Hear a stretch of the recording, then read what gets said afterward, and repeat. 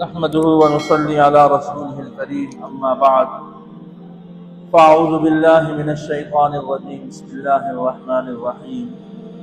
وأما بنعمة ربك فحدث صدق الله العظيم۔ تمام حضرات محبت و شوق کے ساتھ درود شریف پڑھ لیجیے۔ اللهم صل على سيدنا ومولانا محمد وعلى آل سيدنا وأصحاب سيدنا ومولانا محمد وبارك وسلم وصل عليه۔ نہایت ہی محترم معززین علاقہ حضرات علماء کرام اور ننھے طلباء عزیز، آج ہم دو مقاصد لے کر یہاں بیٹھے ہیں۔ ایک تو 40 روزہ تعلیم و تربیت کورس، اس کا اختتام، اور اس میں پڑھنے اور کامیاب ہونے والے طلباء کو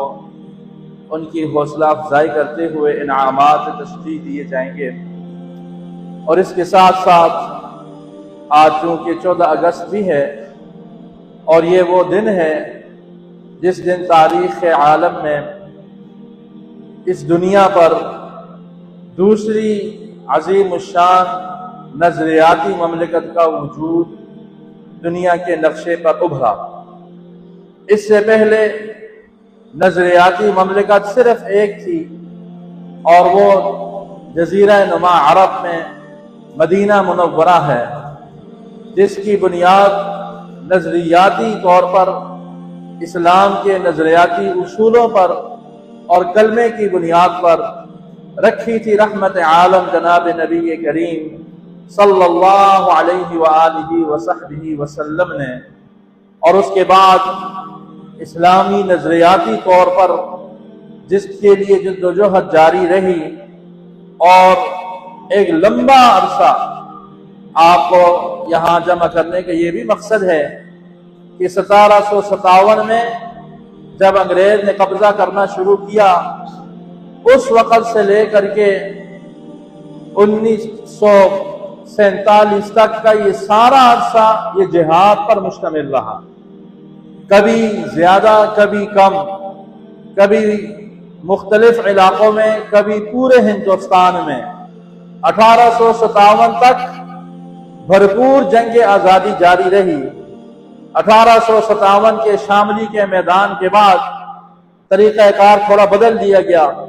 لیکن اس کے باوجود تحریک ریشمی رومال، تحریک ترک موالات، تحریک مجاہدین یاغستان، تحریک خلافت عثمانیہ، یہ ساری تحریکیں چلتی رہیں اور ان سب کا مقصد ایک تھا کہ پورے ہندوستان سے انگریز اپنا قبضہ ختم کر کے جس طرح ظالمانہ طور پر آیا ہے وہ اپنا قبضہ چھوڑے اور ہندوستان سارا آزاد کر کے چلا جائے۔ اللہ تعالیٰ کرے گا انشاءاللہ وہ وقت بھی ہماری زندگیوں میں آئے گا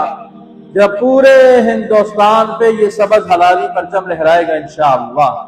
اور وہ جن لوگوں نے قربانیاں جس عظیم مقصد کے لیے دی تھی کہ سارے ہندوستان پر حضور علیہ السلام کے کلمے کی حکمرانی، اور سارا ہندوستان انگریز نے چونکہ مسلمانوں سے لیا تھا لہذا سارا مسلمان وہ پورا ہندوستان واپس لیں گے انشاءاللہ، اور دلی کے لال قلعہ پر ایک دفعہ پھر محمد عربی صلی اللہ علیہ وسلم کے دین کا علم لہرائے گا انشاءاللہ۔ اللہ تعالی ہم سب کو وہ دن بھی دکھائے۔ اور اس سلسلے میں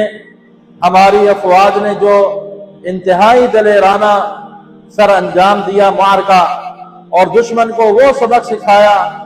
انشاءاللہ صبح قیامت تک وہ یاد رکھے گا۔ اللہ تعالیٰ اسی طرح جذبہ جہاد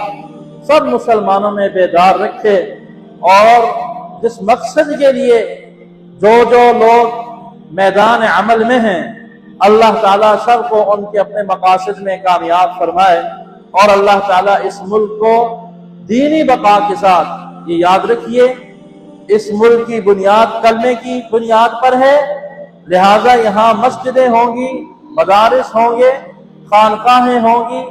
علماء کا، اولیاء امت کا وجود ہوگا تو یہ ملک آباد ہوگا۔ تو یہاں یہ سب کچھ ہوگا انشاءاللہ، مسجدیں بھی ہوں گی، مدرسے بھی ہوں گے، خانقاہیں بھی ہوں گی، حضور کی ختم نبوت بھی ہوگی انشاءاللہ، اور اس پہ کبھی کوئی آنچ نہیں آئے گی اور نہ آنے دیں گے انشاءاللہ۔ میں ان معروضات پر اجازت چاہتا ہوں